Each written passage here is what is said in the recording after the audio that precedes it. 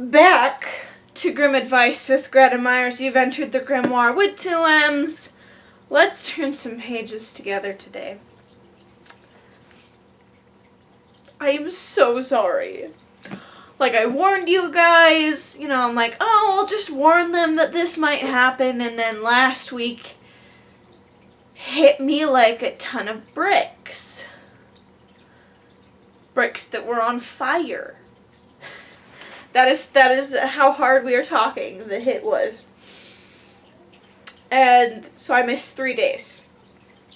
And Saturday I could not film. And so then it came to a point where I'm like, I need to update you guys that I'm alive. So I tried that whole comment on your own channel thing. I don't know if that worked or if anyone read that. I'm alive, gremlins. I'm alive. Barely. That is why I have Ted, the emotional support bear, here today with me. Also, because Monday and Tuesday of this week were rough, and because I'm a perfectionist, I cannot do the whole end the week on not a multiple of 5. I can't do it. I cannot make myself do it. So I didn't. So that's what we're going to do. We're going to do 3 videos this week. And honestly, guys, if I'm being completely honest, my gremlins, the weeks might start to look a little bit like this, where I get 3 videos or 2 videos done a week. And that's okay. That's gonna have to be valid, because I can't keep stretching myself thin. Because I felt stretched and it was bad. But here we are, we're back. Exciting times. So, let's finish this off. Or start this back up, whatever you want to say. Without further ado, Donkey Cabbages. There was once a young hunter who went into the forest to lie in wait. He had a fresh and joyous heart, and as he was going there, whistling upon a leaf, an ugly old crone came up, who spoke to him and said, "Good day, dear hunter. Truly you are merry and contented, but I am suffering from hunger and thirst. Do give me alms." The hunter had compassion on the poor old creature, felt in his pocket, and gave her what he could afford. He was then about to go further, but the old woman stopped him and said, "Listen, dear hunter, to what I tell you. I will make you a present in return for your kindness. Go on your way now, but in a little while you will come to a tree where 9 birds are sitting, which have a cloak in their claws and are plucking at it. Take your gun and shoot into the middle of them. They will let the cloak fall down to you, but one of the birds will be hurt and will drop down dead. Carry away the cloak. It is a wishing cloak. When you throw it over your shoulders, you only have to wish to be in a certain place, and you will be there in the twinkling of an eye. Take out the heart of the dead bird and swallow it whole, and every morning early when you get up, you will find a gold piece under your pillow." The hunter thanked the wise woman and thought to himself, "Those are fine things that she has promised me, if all this does come true." And verily, when he had walked about 100 paces, he heard in the branches above him such a screaming and twittering that he looked up and saw there a crowd of birds who were tearing a piece of cloth about with their beaks and claws and tugging and fighting as if they wanted to have it all to himself. "Well," said the hunter, "this is wonderful. It has really come to pass just as the old wife foretold." And he took the gun from his shoulder, aimed, and fired right into the middle of them, so that the feathers flew about. The birds instantly took to flight with loud outcries, but one dropped down dead, and the cloak fell at the same time. Then the hunter did as the old woman had directed him, cut open the bird, sought the heart, and swallowed it down, and took the cloak home with him. Next morning when he awoke, the promise occurred to him, and he wished to see if it also had been fulfilled. When he lifted up the pillow, the gold piece shone in his eyes, and next day he found another, and so it went on every time he got up. He gathered together a heap of gold, but at last he thought, "Of what use is all my gold to me if I sit at home? I will go forth and see the world." He then took leave of his parents, buckled on his hunter's pouch and gun, and went out into the world. It came to pass that one day he traveled through a dense forest, and when he came to the end of it, in the plain before him stood a fine castle. An old woman was standing with a wonderfully beautiful maiden, looking out of one of the windows. The old woman, however, was a witch, and said to the maiden, "There comes one of the forest, who is a wonderful treasure. We must filch it from him, my dear daughter. It is more suitable for us than for him. He has a bird's heart about him, by means of which a gold piece lies every morning under his pillow." She told her what she was to do to get it, and what part she had to play, and finally threatened her, and said with angry eyes, "And if you do not attend to what I say, it will be worse for you." Now, when the hunter came nearer, he spied the maiden, and said to himself, "I have traveled about for such a long time. I will take a rest for once, and enter the beautiful castle. I have certainly money enough." Nevertheless, the real reason was that he had caught sight of the pretty girl. He entered the house, and was well received and courteously entertained. Before long he was so much in love with the young witch that he no longer thought of anything else, and only saw things as she saw them, and did what she desired. The old woman then said, "Now we must have the bird's heart. He will never miss it." She prepared a drink, and when it was ready, poured it into a cup, and gave it to the maiden, who was to present it to the hunter. She did so, saying, "Now, my dearest, drink to me." So he took the cup, and when he had swallowed the drink, he brought up the heart of the bird. The girl had to take it away secretly and swallow it herself, for the old woman would have it so. From then on he found no more gold under his pillow, but it lay instead under that of the maiden, from whence the old woman fetched it away every morning. But he was so much in love, and so befooled, that he thought of nothing else but of passing his time with the girl. Then the old witch said, "We have the bird's heart, but we must also take the wishing cloak away from him." The girl answered, "We will have him that. We will leave him that. He has lost his wealth." The old woman was angry and said, "Such a mantle is a wonderful thing, and is seldom to be found in this world. I must and will have it." She gave the girl several blows, and said that if she did not obey, it should fare ill with her. So she did the old woman's bidding, placed herself at the window, and looked on the distant country, as if she were very sorrowful. The hunter asked, "Ah, why do you stand there so sorrowfully?" "Ah, my beloved," was her answer, "over yonder lies the garnet mountain, where the precious stones grow. I long for them so much, that when I think of them I feel quite sad, but who can get them? Only the birds, they fly and can reach them, but a man never." "Have you nothing else to complain of?" said the hunter. "I will soon remove that burden from your heart." With that he drew her under his mantle, and wished himself on the garnet mountain. In the twinkling of an eye they were sitting on it together. Precious stones were glistening on every side, so that it was a joy to see them. And together they gathered the finest and costliest of them. Now the old woman had, through her sorceries, contrived that the eyes of the hunter should become heavy. He said to the maiden, "We will sit down and rest a while. I am so tired that I can no longer stand on my feet." Then they sat down, and he laid his head in her lap and fell asleep. When he was asleep, she unfastened the mantle from his shoulders and wrapped herself in it, picked up the garnets and stones, and wished herself back at home with them. But when the hunter had had his sleep out and awoke, and perceived that his sweetheart had betrayed him, and left him alone on the wild mountain, he said, "Oh, what treachery there is in the world!" and sat down there in care and sorrow, not knowing what to do. But the mountain belonged to some wild and monstrous giants, who dwelt on it and lived their lives there, and he had not sat long before he saw 3 of them coming towards him. So he lay down, and as if he were sunk in a deep sleep.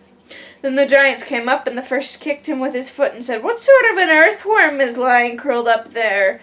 The second said, "Step upon him and kill him." But the third said, "That would indeed be worth your while. Just let him live. He cannot remain here. When he climbs higher toward the summit of the mountain, the clouds will lay hold of him and beat him away." So saying, they passed by, but the hunter had paid heed to their words. And as soon as they were gone, he rose and climbed up to the summit of the mountain. And when he had sat there a while, a cloud floated towards him, caught him up, carried him away, and traveled about for a long time in the heavens. Then it sank lower and let itself down on a great cabbage garden. girt round by walls, so that he came softly to the ground on cabbages and vegetables.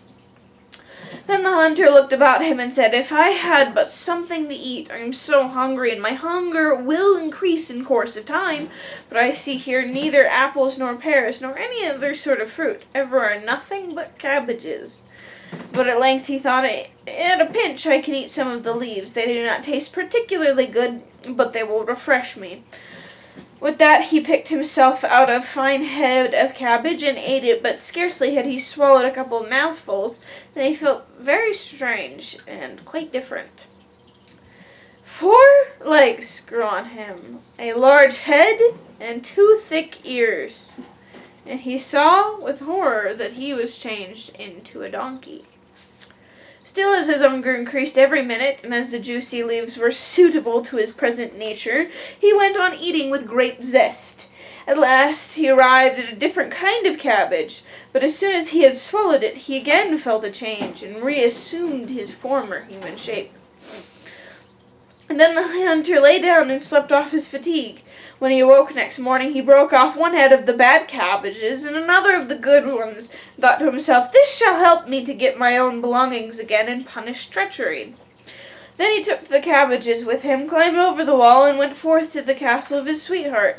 After wandering about for a couple days, he was lucky enough to find it again. He dyed his face brown, so that his own mother would not have known him, and begged for shelter. "I am so tired," said he, "that I can go no further." The witch asked, "Who are you, countryman, and what is your business?" "I am a king's messenger, and was sent out to seek the most delicious salad which grows beneath the sun. I have even been so fortunate as to find it, and am carrying it about with me. But the heat of the sun is so intense that the delicate cabbage threatens to wither, and I do not know if I can carry it any farther." When the old woman heard of the exquisite salad, she was greedy and said, "Dear countryman, let me just taste this wonderful salad." "Why not?" answered he. "I have brought 2 heads with me, and will give you one of them." And he opened his pouch and handed her the bad cabbage. The witch, suspecting nothing amiss, and her mouth watered so for this new dish, that she herself went into the kitchen and dressed it. When it was prepared, she could not wait until it was set on the table, but took a couple of leaves at once, and put them in her mouth. But hardly had she swallowed them than she was deprived of her human shape. She ran out into the courtyard in the form of a donkey. Presently the servant entered the kitchen, saw the salad standing there ready prepared, and was about to carry it up. But on the way, according to habit, she was seized by a desire to taste, and she had a couple of leaves. Instantly the magic power showed itself, and she likewise became a donkey, and ran out to the old woman, and the dish of salad fell to the ground.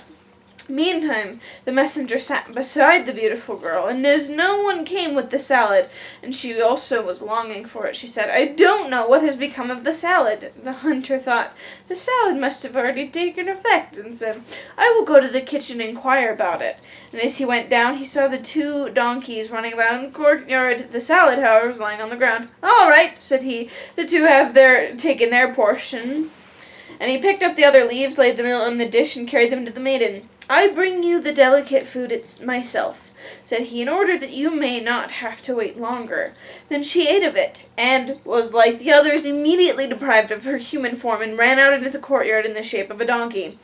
After the hunter had washed his face so that the transformed ones could recognize him, he went down into the courtyard and said, "Now you shall receive the wages of your treachery," and bound them together, all 3 with one rope, and drove them along until he came to a mill. He knocked at the window, and the miller put out his head and asked what he wanted. "I have 3 unmanageable beasts," answered he, "which I don't want to keep any longer. Will you take them in and give them food and stable room, and manage them as I tell you, and then I will pay what you ask."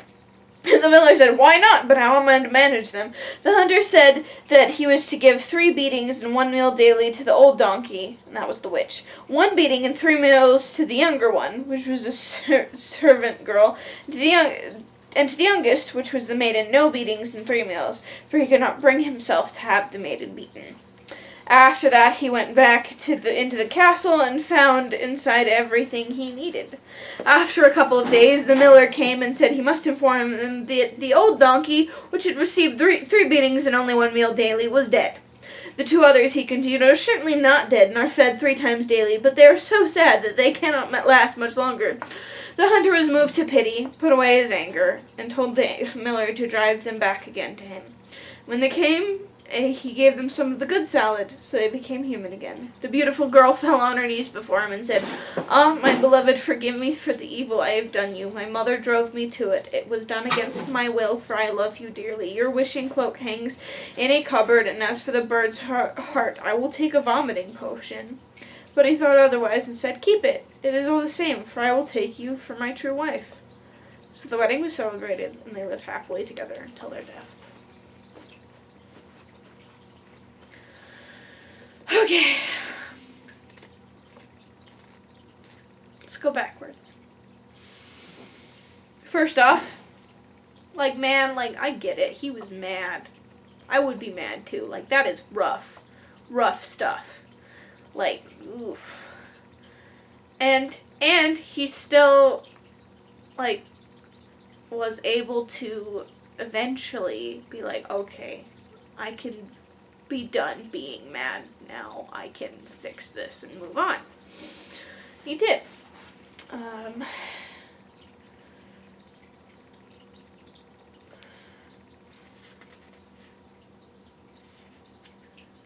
Okay, and then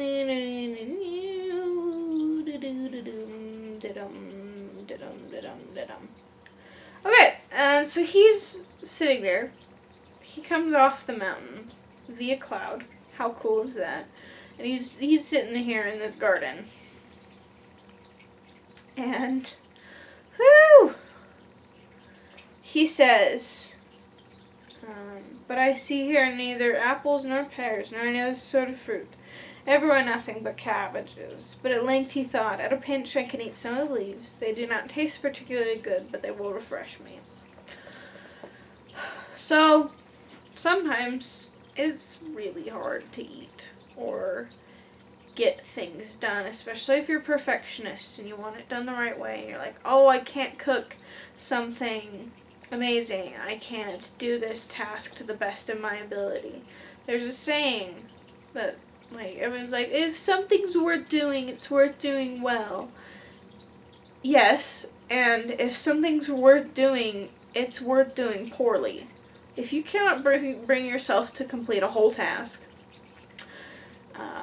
doing the laundry, doing 30 minutes of cardio, showering, if you can't do that, then you can do the nature of the task badly, poorly.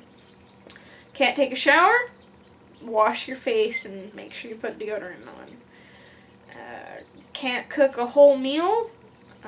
Make sure you eat something. Eat something. I can't make anything, so I just won't eat. Eat something. Can't do 30 minutes of cardio? Walk for 10 minutes. Do what you can. If it's worth doing, it's worth doing poorly. Because sometimes that's all you can do, and that's okay. That's valid.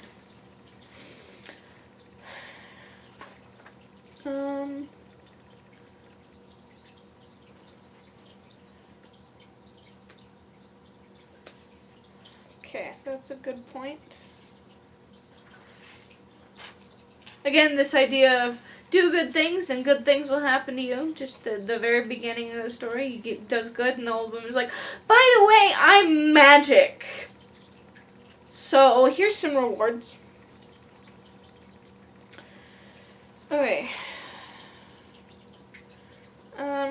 I guess the idea that love is a very powerful thing. And if you're not careful and you don't set boundaries, you can go from 0 to 100 real quick, especially in circumstances of, they're like, "Hey, I need you," and you're like, "Hey, yep, you're the only thing that's important right now." Well, it is important to let your loved ones know that you care about them and to help them if you're able. It's also important to take care of you and to have healthy space. and to not be robbed blind by her mother. Okay. The last thing I want to end on is the idea that this witch is blackmailing this girl. Where is it? And said with angry eyes. Like, later on in the story, she up and beats the girl. Like, and it's very clear that it's abusive and against her will. And, like,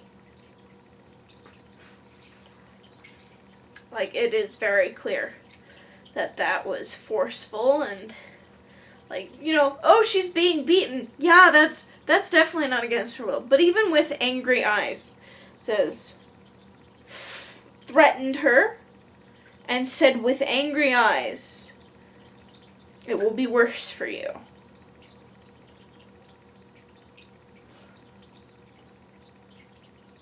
The force does not have to be so blatant for it to still be forceful and for it to still be against someone's will. It doesn't have to be with a gun or with fists. It can be angry eyes. So we just have to be careful to judge. Like, on the one hand, do people abuse that idea? Yeah. On the other hand, we still have to be careful how we judge.